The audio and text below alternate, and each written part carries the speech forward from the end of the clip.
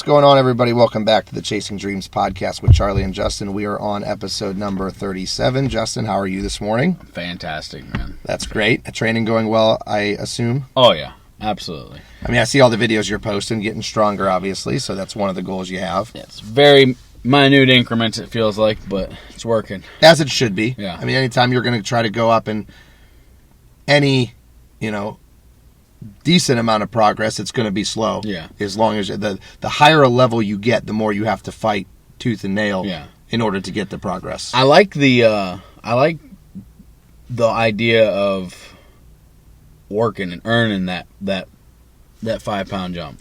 Yeah, it's a little more gratifying. Yeah, that it takes a while, and trusting. I steal this from you. I steal a lot of things from the stuff I've learned from you when I talk to people. Trust the process and progressive overload. I didn't know anything about that until I started working out with you and doing stuff with you, and that's how I do everything now. It's just I either have to get better by a rep, better by form, or something every week. And that's kind of, we've said it before, how that kind of parallels life, too. Yeah. You don't want to be stagnant because there is no homeostasis in life. You're either getting better or you're getting worse. Right. Very rarely are you staying the same. Yeah. So, I mean, even something like, if it's financial, your bank account could stay the same, but if it's not going up, you're only getting older, so there's time ticking away as well. So it's never staying the same. It's either better or worse. Yeah. And I'm glad that you mentioned trusting the process, because that was kind of what we talked about earlier as being the main topic for today. Yeah. More so, not only trusting the process, but having patience with what you're doing and be able to critically think and problem solve your way around things. Yeah. Topic kind of started where I was having a conversation with someone talking about how with kids in schools, one of the difficult issues that I'm trying to mitigate and overcome as a teacher is trying to get kids to be able to problem solve and critical think their way through things. Kids, unfortunately, want instantaneous results. I mean, don't we all? Yes. Sure. Yeah. But when they have problems, it's difficult for them to sit there and be able to actually problem solve the problem. There's a novel idea. Yeah. Where they want immediate assistance, they need help, they don't understand, and they have a very tough time actually sitting down and being able to just work their way and struggle through things. I think that's a microcosm of the gym as well, where in the gym you see it all the time where people are constantly changing what they're doing, and I don't think that they stick to things long enough in order to see if it's actually beneficial or not beneficial. Some of that is excusable, especially for people who are new to the gym, where they start a diet, they start a training protocol, and they'll say, oh, I didn't see progress, and it's already been 3 weeks. Where that's understandable because their time frames are sometimes unrealistic, where they think, oh, I should see progress right away because I'm putting in a lot of effort and I'm not getting a lot of my return on investment, so I'm going to quit here. Whereas people who have been in the gym for, years still do this. They still have, whether it's in practical application or even in thought, because you have like the paralysis by analysis where people overanalyze everything that they become paralyzed in their thought process and they can't actually make progress because they're so concerned about doing the tiny minutia that doesn't really matter at that level until you've you try to think of analogies that you can understand. You don't have to worry about your dietary fiber intake if you're focused on soluble fiber versus insoluble fiber and different micronutrient ratios that you're taking in. You don't have to worry about that if you're eating junk food all day. Right. You got to cross that bridge when you get there. You got to focus on the big picture and slowly taper down into the fine details.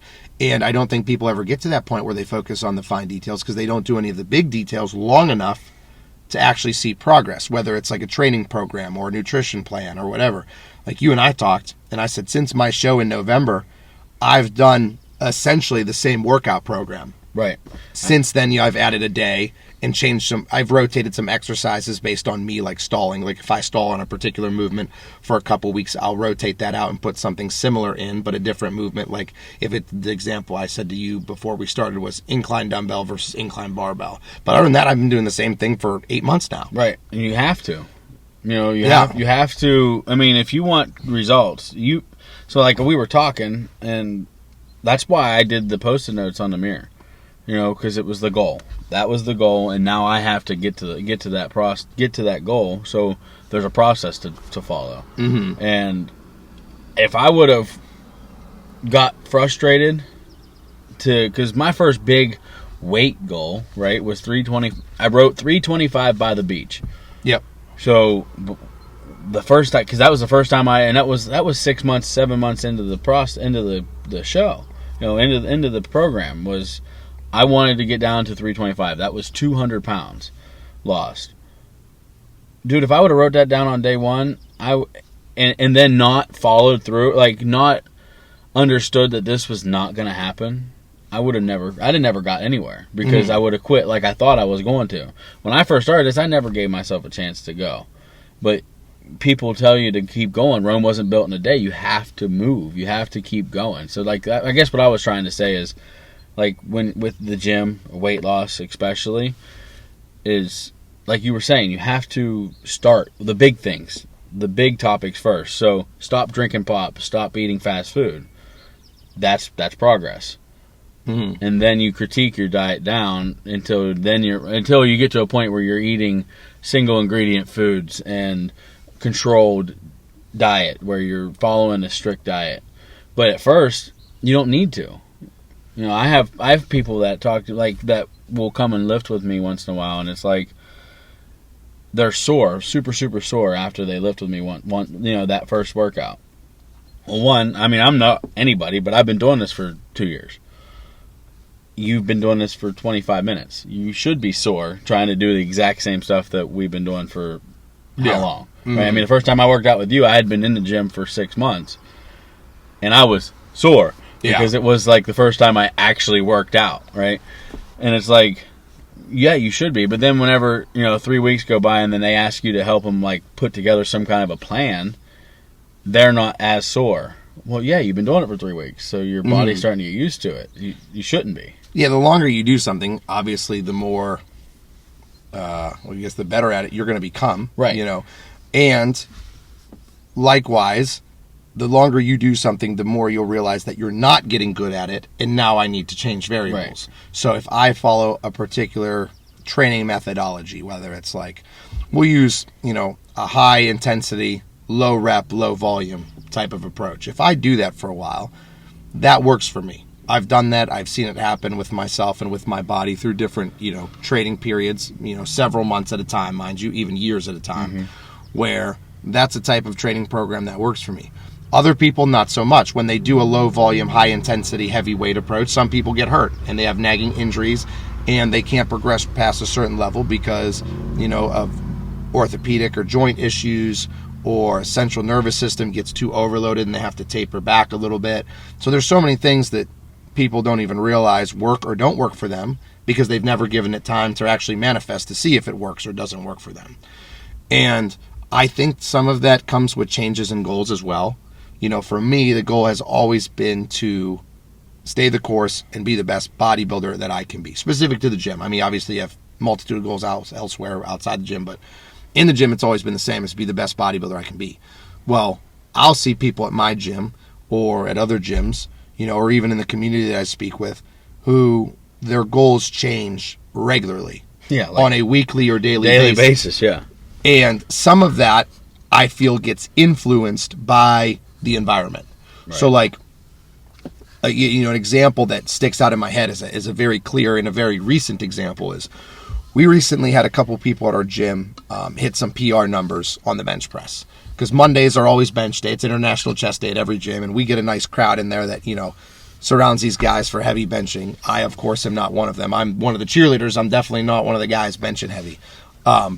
But we had, TJ, who we spoke on an earlier episode, hit 500 raw. Yes. Both raw and natural, which is extremely impressive. It hit 510, actually. Yeah, he hit 500 and hit 510 raw. Austin Mayfield, who's a West Liberty University football player, he hit 450, I believe. So we got multiple guys benched in the 400 or 500 range, and which is extremely impressive. Well, I noticed that once that happened, there was almost a complete mindset shift and goal shift with everybody in the gym, where I've talked to people since then over the past couple of weeks, and several people have said to me, I just want to get stronger. Like, that's all I care about now, is I just really want to get stronger. And I think that them seeing that kind of influenced their train of thought a little bit, where they want to do this.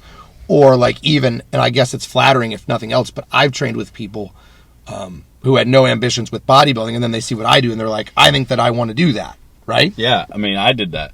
Whenever I first started working out with you and training with you, and we started working together, and you started really controlling my diet and exactly to the T, where like you speak of Austin, I would speak of you, because I don't know anything about this stuff. That's why when people ask me, I'm like, I'll ask Charlie because he's my guy. So anyway, when I first started with you, mine was focused on, I wanted to lose weight, and I had just started getting the idea of doing like 5Ks and endurance sports, and I fell in love with the thought of doing an ultra marathon, or an Ironman, and I still want to do both of those today at some point in life. But my goals have shifted since working out with you because of the way I feel.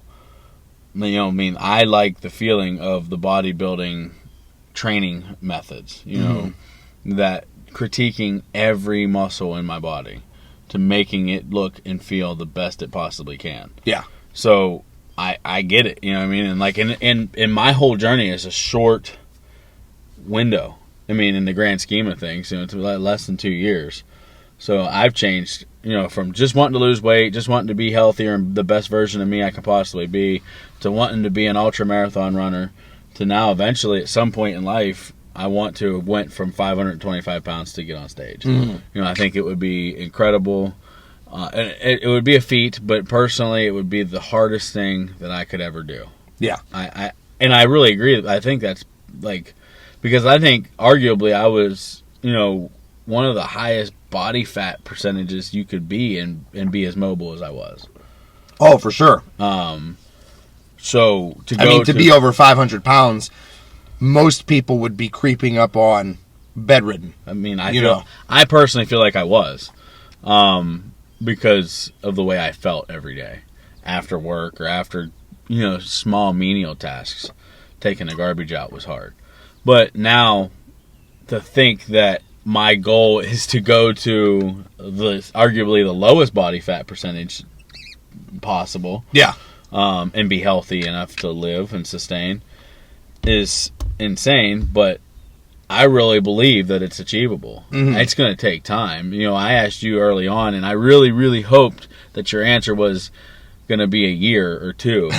I said, hey, man, what do you think it's going to take for me to get on stage? And you said, I think 5 years is doable.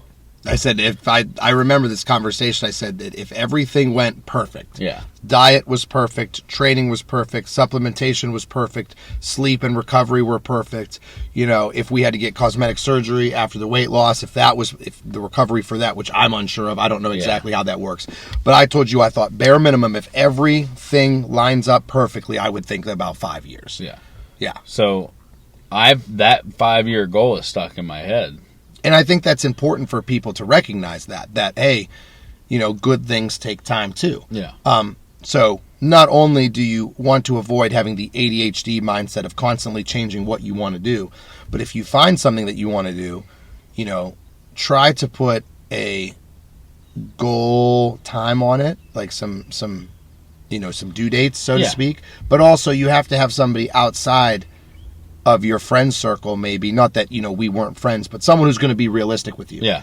Actually, should say the opposite. You should have somebody who's a really good friend, because your friends, your normal friends, will tell you, "Oh, you could do that in a year, buddy." But your really good friends, your best friends, will be honest with you and say, "Hey, that's not doable within the next year or two. This is going to take a long, long time." And that's funny that you said it like that, because my very best friend, I just trained with him this morning. He just recently started training with me. At the beginning of my journey, he's so supportive. Anything I've ever wanted to do, he's right there.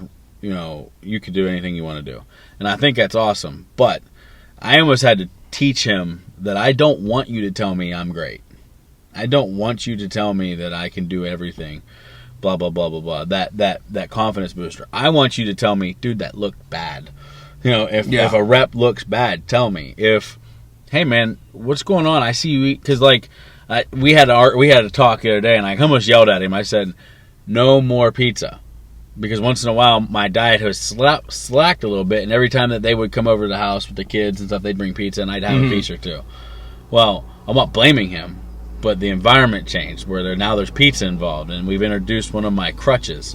Yeah. So it's easy to go back to that. And I said, look, no more pizza, period. Like, I don't care if you guys eat pizza, but remind me that there's no more pizza.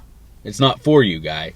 It's for your kids and you guys, not for me. Yeah. And I want you, and I relied on people this whole journey to keep me honest. So your very best friend should keep you honest and say, this is your goal and this is what you need to do to get there. Well, it's the same thing with show prep, where people in the gym, and again, part of it's not just a friendship thing. Part of it's being unfamiliar with the situation itself. For example, if you said to someone who's not a bodybuilder, hey, I want to do a bodybuilding show, how long would it take? They probably wouldn't know. And you could say, oh, well, you lost, 227 pounds in the first year. So if you lose another 227 pounds, well, yeah, you'll be stage ready. So it'll only take you one more year. Whereas if you ask a bodybuilder, the bodybuilder is going to be a little bit more realistic. Yeah. So, I always try to ask people who know what they're talking about. Not that anybody, any of your friends at the gym or your average gym guys don't know, but there's a difference between lean and show lean. Right. Now, I'm in a good enough position at the gym that I train at where a lot of the people are familiar with bodybuilding and they're fans of the sport and they train like it. They just don't, actually get on stage and compete. So I have guys that can be honest with me. And then Austin, as my coach, is always brutally honest, telling me what I need to hear when I need to hear it. Sometimes that's tough love. Sometimes it's, build your confidence, and sometimes it's brutally break you down, but it's based on what I need. Right. But it's just important to find someone who knows what they're talking about in that sense. I guess the moral of the whole story is you have to trust your process. Yeah. Trust give your it goal. time. Trust your goal too. Yeah. Because part of the process is making sure you have the right goal. Yeah. I can have this wonderfully mapped out plan to get to California, but if I go halfway there and then I suddenly am in the Midwestern United States and want to turn around and go to New York, and then I stop on my way to New York and say, actually, it's too cold, I want to go to Florida. And then I start driving south, and then I'll say, oh, no, the coronavirus is pretty bad down here. I'm going to go up to Canada and try to cross the border. You're never going to get to where you go if you keep changing goals. Right. So part of trusting the process is not only trusting the process, but trust the finish line. Right. You got to trust that you're doing the right thing. And if you don't have conviction and affirmation of what you're doing, then you should probably change it. There's nothing wrong with having multiple goals, though, but just understand that if you're not myopically focused, it's going to probably take a little bit away from the finish line. So, if I want to get as big and as strong as possible, there's obviously a direct correlation there, right? Yeah. I don't know anybody small that benches 500 pounds, squats 700 pounds. It doesn't happen. So if you want to be big and strong, or you want to be, have a good bodybuilding-esque physique and you want to be as strong as possible, there's a lot of correlation there. However, as you get better, there's going to be a point where you have to pick and choose which one of these am I going to focus on, because they may become enemies of each other. Yeah, for sure. With the heavy trading versus the volume trading and, such. They can conflict a little bit. Now, I think this is good. This is like a topic that doesn't even just mean the gym. You know what I mean? This doesn't have to be just in the gym either. Set a goal. I want to be my boss's boss at some point in life. Mm-hmm. So you have to work for that. You don't just come to a job and tell. Because I work with a guy that he tells a story. When he got interviewed, our boss says, "Where do you see?" My boss always asks people in their interview, "Where do you see yourself in 5 years?" And this kid says, told me that and then my boss actually confirmed it. He told my boss, the answer to that question was, "I want your job." That's awesome, dude. To have ambitions and goals to be that high on the food chain and have a set time frame is great. Now you have to do it. I think I've said it on an earlier episode where I've heard a coach one time say, and I can't remember who. I don't even remember if it was at a clinic or a seminar that I went to for coaching, because I go to a lot of coaching clinics and hear a lot of high school and college coaches speak and professional coaches speak.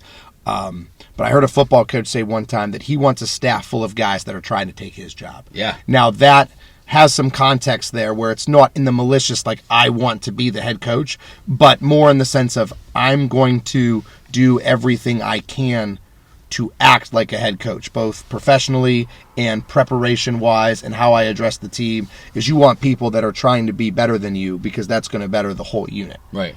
For sure. Yeah, I think that's very important, is, setting goals outside of the gym as well and being convicted with those, because I worked with it every day. Yeah. Where I have kids, especially kids that I don't directly teach because I teach in the elementary building. I teach in 5th grade. But kids that I have coached over the years that I have a really good relationship that are, older high school kids or recently graduated, or either in college or a trade school or in the workforce. And a lot of them are very, very unsure of what they want to do. And they will find something that they want to do. And then a couple months later it changes. And I empathize with that because I was in that situation in college as well, where I bounced around between a couple majors and essentially stumbled upon education by mistake. It wasn't my intention to teach, but that's another long, lengthy story. So I understand what they're going through. And it's difficult to kind of like sift your way through the nonsense and find out what your goal is. But as cliche as it sounds, I think once you find what you're supposed to be doing, I think that you'll see that it's right. Yeah. And then it's trust the process. But I don't think you can get to trusting the process and going through those long journeys of problem solving and critical thinking and figuring out things for yourself until you figure out where you're going. Right. I said outside of the gym mainly because my ultimate goal in life when I started my weight loss journey, I feel like I started actually chasing my dreams then. Mm-hmm. Because I woke up and I said, to myself in that time frame where I wanted to start losing weight was, where am I going to be in 10 years? Am I going to have a kid? Am I going to is my wife still going to be my wife? Am I still going to have a job? Because the way I was going, I wouldn't blame her for not sticking around. Mm-hmm. I wouldn't. And you've said that several times before, which is a pretty profound statement to say, if I was my wife, I would leave me. Right. Because that's magnificently powerful, I think. That is a huge statement. Yeah, well, how can you stand by and allow yourself to drag somebody else down? The first step to recovery is admitting you have a problem, right? Right. And that is the truest sense of saying, I have a problem that needs addressed or I need to fix. So my main goal in life is I want to be the best husband, father, friend, and person that I can possibly be. And this goal, being the strongest, better, bigger, better, faster, the best is part of that. Mm-hmm. Because if I'm happy with what I am, I in turn that into being the better to the people around me. So that's why I said it doesn't always mean the gym, because the gym is part of my process. It's kind of like I think it needs to be part of everybody's process. It's almost like a triangle of goals that I think, now that you say that, where you have a goal. So you have the what. And then you have to have the how, which is the process. And then ultimately, you have to have the why. Right. So you know what you want to do. You have it mapped out on how you're going to do it. And it's very important to understand why you're doing something. I hear a lot of motivational speakers and a lot of the podcasts I listen to always talk about like your reason why. Like, why are you doing this? And for me, that was always a difficult question to answer. Like with bodybuilding specifically, it was, I couldn't pinpoint why I'm doing it. I don't really know. Like, I love it and I know that I love it, but I don't know if I just can't vocalize it and put it into words. But it was something that I felt like I needed to do and I couldn't explain it and I couldn't get out of the lifestyle. I was just completely entrenched in it. And finding your why, like, why are you a teacher? Why are you a coach? Why are you doing anything? And I think that if you do something long enough and you continue to not be able to answer that question, well, then you need to get out of it, right? Yeah. Like, if I'm doing something for months or years and I don't know why I'm doing this, I don't know why I'm doing this, I don't really care for it too much, then you need to get out. Yeah. And you need to do something different. You have to pick the reason. You have to be the reason why you're doing it. Yeah. Because then everything else will get in line. Like, take bodybuilding, again, going right back to it, because it's very relevant to the topics we talk about. You can't compete for anybody else. Or like yourself with like weight loss. You can't do it for anybody else. Because if you do it for someone else, you're doing it for the wrong reason, so you're not going to be intrinsically motivated enough. If I care about how I look because I want to show off to other people, well, there's ways to get around that. I could wear clothes that don't show off my body, so now it's not as important to me because no one's going to see me, so I don't have to worry about that. So now I can slack. Right. Like, there's always ways out. You're stuck in your body with your mindset forever. So if you set a goal that's relative to you and you're the motivating factor behind it, you can't escape yourself. Right.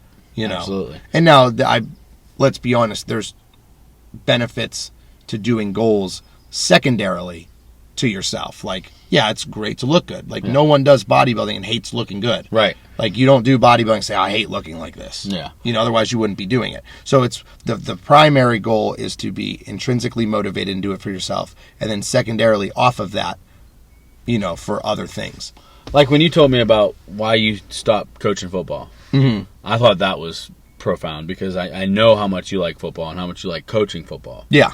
But you had to take a step back from football to be a better football coach. The best way I could put it is I could not improve anybody else's lives if I wasn't improving my own. Right. And it got to the point where, you know, like the old moniker, spreading yourself thin. I was spreading myself thin in every direction where I was doing so much. And again, I'm not saying that I'm the hardest worker in the history of mankind, but I like to think that I give 100% effort to everything I do. I bet you're the hardest version of Charlie D that you'll ever be. Yeah. You know what I mean? I like to think there that ever will be. I like to think that I couldn't work harder than I do. Right. But that was a problem in the sense that if I do something, I have to give 100% to it, both mentally, emotionally, and physically. So when I was coaching, I would let it completely consume me. But that's a problem because I'm not just coaching, I'm teaching. And I'm not just teaching, I'm working as a personal trainer. And I'm not just working as a personal trainer, I'm trying to have a bodybuilding career. And I'm not just having a bodybuilding career, you know, you're in a relationship or whatever. There's so many things that are constantly pulling at you and tugging at you that if you spread yourself thin as a motivated person, you're going to crumble. Right. And it was funny because I considered myself so good at time management, but that actually became a fault because I was providing and giving so much of my time towards everything that my time management actually was terrible because of it. And I was in this position after coaching for over half a decade where I said to myself, okay, I spent the last 6 years or 5 years or whatever it was coaching and working in a school district and moving away from my hometown, and here's where I am at. And I'm in the exact same position that I was when I left college. In fact, in some regards, I was worse off. You know, so like financially, I have student loans that are crushing me. I, you know, was not making a lot of headway personal training. You know, I had enough clients, but I felt like I wasn't giving them the most of my efforts and the most of my energy. You know, bodybuilding had actually gone downhill where I was actually getting worse because I wasn't eating the way I should eat, training the way I should train. You know, and I would go through these seasons or these periods where, oh, it's the season now, it's football season, so I'm going to take my foot off the gas because I can't focus on bodybuilding and have the football season. So it just kind of like pulled me in every direction. And I kind of said, hey, if I want to get really good at this football coaching thing, I have to make sure that I get other areas of my life in check first. Right. And that was so important to me. And to be honest, it was the best decision that I've ever made. And it has nothing to do with the football itself. You know, I miss the kids, obviously. I still work with them in some capacity. You know, a lot of them are clients that I train. You know, I do all the strength programming for the wrestling team, which, you know, helps me connect with them and work with them still, so that's good. But at the same time, I just felt like it was such a fantastic decision for me because I progressed so much since then. Right. Both in bodybuilding, my personal training has skyrocketed to the point where I can't fit any more clients in. Like if someone can't come to a particular session because they have a doctor's appointment, they want to reschedule, like a lot of times it's almost impossible for me to get them rescheduled because I have so many. So I'm very thankful for that. Yeah. You know, online coaching is starting to pick up where I'm getting people ready for shows and picking up more and more in that regard. So everything in my personal life, as far as me becoming more successful and a better person, is great. But it was really, really hard for me to cut that lifeline off because in a lot of ways, football was a lifeline for me. Like it was an escape, but I eventually just had to cut it short. Right. So it's I'm sure it's hard for you to like wrap your head around that at first, and because I know it was for me, like to have to let go of things to get where I want to go. Like I always, and this is such a weird one, but like letting go of drinking Diet Coke was really hard because I my whole life I drank it, and that was part of the trick for myself too, was to tell myself I was losing weight or I was doing okay because I was drinking Diet Coke. I wasn't drinking regular Coke. I was drinking Diet Coke. Yeah. So, and I don't think that's the same thing, but like you let go of something that was binding to you. Food was binding for me. Yeah. So that was my pull, was I had to cut that relationship because now I don't, like I pride myself on saying, oh, this is so delicious. I don't say that stuff. I don't like talking about food like it's amazing, because that was my thing. I had a relationship with food that was ruling my life. And now it's like food is just fuel. Like, what do I have to do to make sure that my body can fuel everything I need to get it done? But relating back to the topic, both with myself and with you, like me for coaching, if I wouldn't have done it for that long of a time, I would have never realized that I needed to cut it out. Yeah. Like, it was important for me to stick that through for several years before I said, okay, I can't coach anymore because I need to focus on other areas of my life. Because if I would have stuck with coaching, I never would have improved in those areas. Yeah. Same thing with you. You didn't overnight just say, hey, I'm going to completely change my mindset in my relationship with food to where it's fuel. Right. You had to suffer for a long period of time before you finally got to the point where you're like, okay, I understand that food is for performance. It's not for pleasure. This is what I have to eat. This is why I have to eat it, so on and so forth. And that's like, my wife said one time that because I do that thing where I focus on way too much stuff. Like, I tried to add and add and add. And she's like, you're taking away from other stuff. You gotta remember, she's a saint. She keeps me lined up where I keep my goals, the right few goals in line. But she said, you just need to think about it like that song over the next 30 years. I'm going to do it better. I can't remember the name of the song, but it's a country song. He says, in my next 30 years. Because my first 30 years was terrible. Mm-hmm. But I'm going to do better my next 30 years. Yeah. So that's how I look at it. And that's kind of, I was in the same, the same boat with not just with coaching, but with everything in my life, where I became stagnant. Mm-hmm. Because I was doing so much that I was in the same position when I graduated when I graduated college. I was in the same position fresh out of college as I ended up being at 28, 29 years old. Right. And it's like, wow, I just wasted all of my 20s. Not that you're wasting your 20s, because the relationships that I've formed with teachers and students has been unbelievable. The memories that I have, as corny as it sounds, from Friday Night Lights and from coaching all these years, I would not trade any of that for the world. But I almost felt like I was wasting my talent and my God-given gifts and abilities. I don't know what they are, but I just feel like I can do something well if I put my mind to it, but yeah. I wasn't sure what that was. And by spreading myself thin, I unfortunately didn't achieve that. So, like, it was to the point where I needed to go back to, aim small, miss small, aim big, miss big. Mm-hmm. If I have these huge, broad goals of, I want to be a better bodybuilder, I want to be a better teacher, I want to be a better coach, that's not going to manifest itself just by you saying you want to be better at something. You have to be a little bit more specific with the how. Right. How am I going to be a better bodybuilder? Spending 7 hours at practice on 2-a-days and missing meals when I'm coaching during the summer? Nope, that's not going to get it done. That's not going to make me a better bodybuilder. So you kind of have to figure out what, how, and why. Again, that's like what I think of as like the dream triangle. Right. If you have dreams that you want to accomplish, you need to figure out what the dream is specifically, how you're going to do that, and then the one that people tend to forget about is, why are you doing this? Right. Because if you don't figure out the why, you're not going to be able to continue. And I think that's why I do the morning workouts too, is because it's my why. Why am I doing this? Because I have to. I have to make myself better. I have, in professionally, physically, and emotionally, as a friend, as a bodybuilder, as a motivational guy, because everybody keeps telling me that I motivate them. I don't. That still is baffling to me, but I have to be better at what I'm doing. So me waking up at 2:00 in the morning makes me better, I feel like. The sense of urgency is always going to elicit the best response. Right. So if someone has a health scare, like they have a heart attack, and they survive it, then all of a sudden diet's going to change, lifestyle's going to change, habits are going to change, because there's a huge sense of urgency. You have to. Where I have to get this done.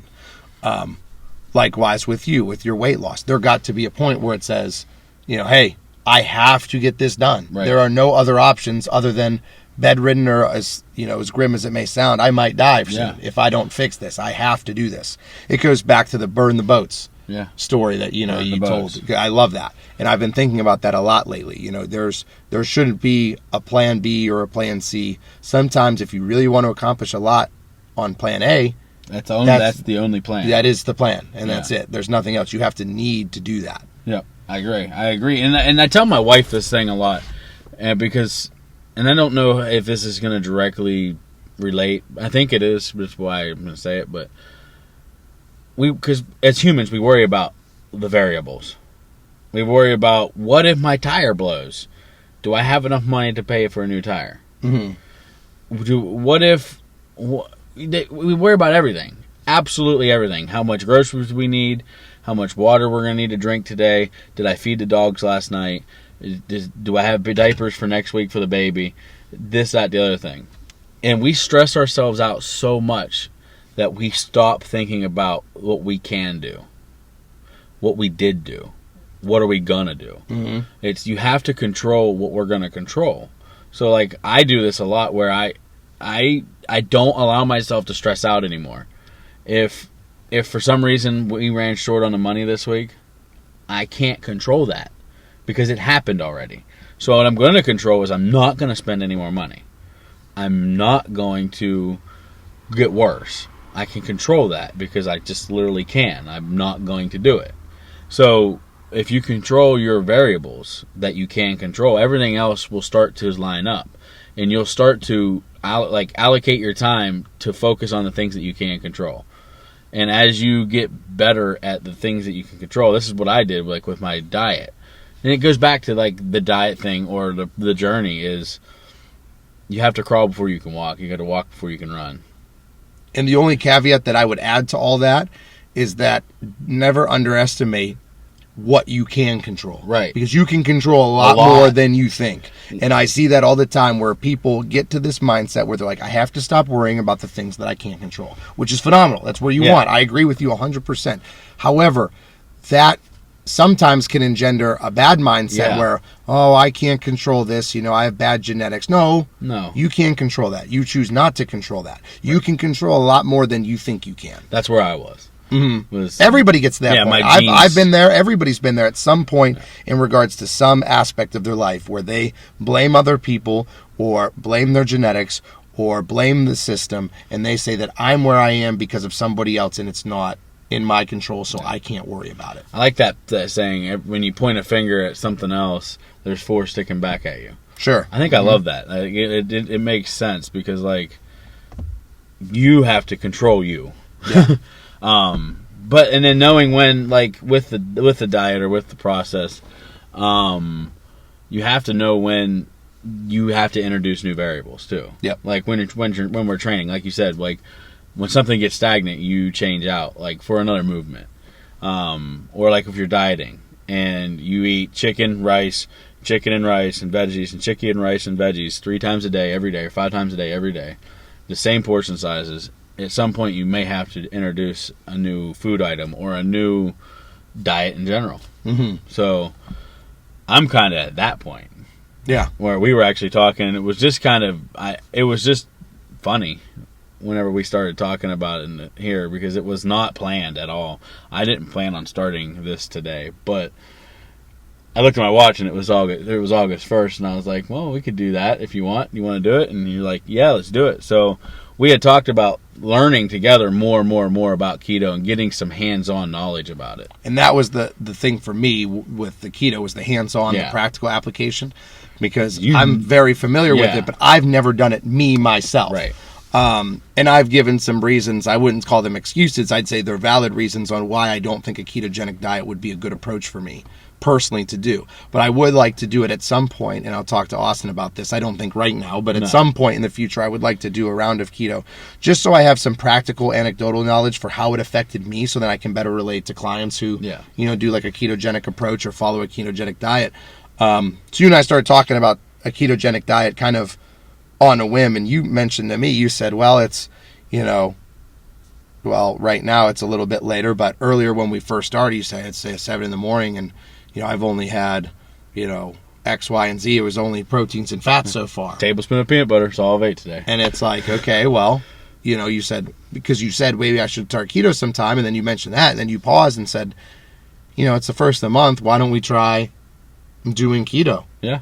I said, all right, man, let's do it. Yeah. So we'll walk you through it, how it goes. I started my weight today was back up to, because I had added calories so I can get stronger, kind of during the quarantine because I was lifting at home a lot. I think I got back up to 344. So we'll see where I'm at week to week, month to month, and we'll do it until we need to change again. And part of that, a big part of that was you saying it on air because you mentioned to me that you wanted to make it official. Yeah. Like if you say it on air, now all of a sudden people are going to listen to it and people are going to say, hey, Justin, how's it going? How's the ketogenic diet? Like, are you liking it? What are you seeing? And then likewise, I think it's important for full transparency that I hope people, have the takeaway of, as brutal as it is to sound or to say, and as, as much avoidance as you probably want to have here, I think it's important to say, hey, I'm back up to 344. Yeah. I was down to 299 in November. Yeah. So it's been 8 months. Yep. And you've gained almost 50 pounds. Yeah. So, I think that's good that people will say, hey, what happened? Right. Because when people ask you, because they do the same thing for me. When people see me, over a given time period, mainly when I was coaching, they say, I haven't seen you in a year. You lost a lot of size. You got real small during this time frame. And I like that. Yeah. I don't like it. I hate it. But it's nice to say, let me think. Why did I do this? Right. Why did I get small? Well, I guess I haven't been eating the way that I should eat. I guess I, haven't been training as hard in the gym. Maybe I'm not doing this or not doing that. So, I like when people have the fortitude, I guess, for lack of a better term, or the confidence in being able to call me out and say, dude, you've not progressed the way you should progress. Right. I like that. And I look at our listeners as, it's an honor to me that people listen. Because it is listeners, yes. Right? So you guys listen and take the time to listen to Charlie and I talk. And our guests educate us on things.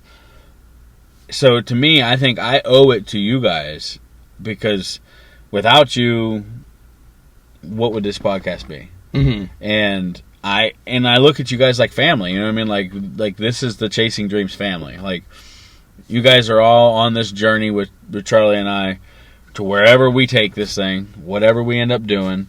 And I don't lie to anybody. I don't hide things. I don't embellish. I used to a lot, especially before I started this journey. But I make it a point to be completely and totally 100% transparent and honest. If you ask a question, you're going to get the answer, whether I like it or not. Because you asked the question, so you will like it. You want the answer. And yeah, I failed. You know what I mean? I've been following a diet, but I got to a point where I allowed myself to lax off a little bit. So once you understand that, sometimes it does come a time to make a change, an incremental change. I think going keto for a while, it's something I've wanted to try. I never did it because I heard that it was unhealthy, and there's some contradicting thoughts to it. But I think with your knowledge, and you're not going to let me do something I shouldn't do. Mm-hmm. I put a whole lot of trust in you and the relationship that we've built. Doesn't matter. I know that we'll be all right. This will be cool. And if it sucks, we'll stop and we'll go back to what was tried and true and what got me to where I got. So, but to stick with the theme of the whole episode, we're not going to try it for a couple weeks. It's going to be and be done. We're going to stick this out, see how it works. Do it for an extended period of time and make adjustments as we need to. Right. But I think very minimum at least a month.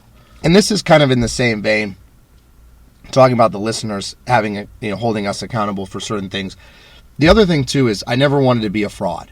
Right. So starting the podcast, you and I spoke, and I feel like we mention this every episode, how humbled we are that people actually take the time to listen, and how we never ever ever want to come across as having answers to things. Right. We're trying to figure this out. This is just kind of like an auditory journey that we're taking you on, where you're listening to us kind of figuring out our own problems and finding our way through life and seeing what it takes to be successful and those sorts of things. So one of the reasons one of the other ways I never want to become a fraud is I don't want to get onto a podcast and talk to people about healthy living and success unless I'm walking the walk. Right. You know, You said it to me a long time ago. there's always people that, you know, for example, leaders who want to be a leader, but their actions don't allow them to be a leader. Right. You know, it's very easy to be a cheerleader, but to be an actual leader who's out there doing the work is different. You know, you see that in different sports where someone wants to be a captain and they talk like a captain and they try to keep everybody in line, but their effort in what they do behind closed doors or when no one's watching, that is not indicative of a leader. So for me, whenever we started this thing, I wanted to say, okay, you know, if I'm going to be talking about success, why are people going to want to listen to a podcast about success from a teacher and a truck driver? Right. That's what we've said that all along. Like, what are we going to do to make sure that we are successful? You know, not that truck drivers and teachers aren't successful, but usually the stereotypical view of someone who's successful is finance, right? Whoever has the most money. So you and I kind of took a different approach and said that's going to be part of it, but how do we conduct ourselves? How many lives do we affect? How do we act professionally? What are we doing as far as our extracurriculars? Like you initially with endurance sports and me with bodybuilding. Those are all the things that we don't want to fall short in because then we become frauds. Right. Like there's nothing worse than a fraudulent podcast host, right? Yeah, and that's I'll quit. Yeah. I don't quit things, but I will quit. I won't do another one if I become a fraud. And I think that you and I going through our life, you know, we talked about earlier with me posting certain things on Instagram, especially after quarantine when I was at my absolute weakest, was a nice exercise, no pun intended, for me because I wanted to show people that, like, hey, this is accountability. Right. You know, I'm struggling to bench press this or squat this or whatever, so I'm going to make sure that I earn it back. I make sure that, you know, I'm going to post videos in the future showing me stronger so that way I, you know, had some accountability on behalf of our listeners where, hey, they expect me to add weight, I have to add weight, you know. Like when I first started, here's a good example. When I first started back from quarantine, I posted a video of me doing 405 on deadlifts. And I don't remember how many did, like 6-8 reps or something like that. I was there. And yeah, you were the one recording it actually. And I said to you, I said, wow, you know, that was okay, but that wasn't where I expected to be. I mean, I take that back. It's where I expected to be because I hadn't lifted in a while, but it's not where I wanted to be. And I mentioned in the post, I said, well, I'll hopefully be back over 500 for, you know, reps soon. But right now, 405 is where I'm at. And since then, I've had people come up to me and ask me, hey, have you gotten 500 yet? You work back to 500? Like, people actually read this stuff. Yeah. And they think about it. And then they follow up on it. So like you saying, I'm going to do keto now. People are going to say, hey, Justin, how's that going? Right. Number one, because genuine interest in yourself, but then likewise an interest in them. Right. Like they want to figure out, hey, how did you like that keto? I've been thinking about doing this diet. You know, I've not really done a weight loss diet. I've heard that ketogenic's good for weight loss. What do you think about that? Yeah. What's your experience with it? I'm super excited to be able to give some inside opinions on it. Yeah, it's great to give inside opinions versus outside opinions. Like, hey, this is what I saw when so-and-so did it, and they experienced this. However, when I did it, it holds a lot more weight when you're talking to someone who's done it versus someone who knows someone who's done it. Yeah, when them fingers are all pointing in. Yeah. And not pointing out. I think that's a really good place to end it. Obviously, we wouldn't have an episode without giving a couple shout-outs. Yeah. First shout-out I want to give is to Natalie, Natalie Spearcut, who's Natty's Fit on Instagram. She is competing this weekend, actually, in Arizona. I'll give her your Instagram. She's actually tagged in a lot of our stuff, and I just, put something on my story about her today, wishing her luck. Her Instagram is at natty.sfit, so natty.sfit. Got to wish her luck today. Also want to give a shout out to our sponsor, Beast Mode Baking, which is Shannon Nor's company. Yep. And we do our little Beast Mode Baking read every episode. Beast Mode Baking aims to bring the highest quality, creative, and of course delicious baked goods to your home with nationwide shipping.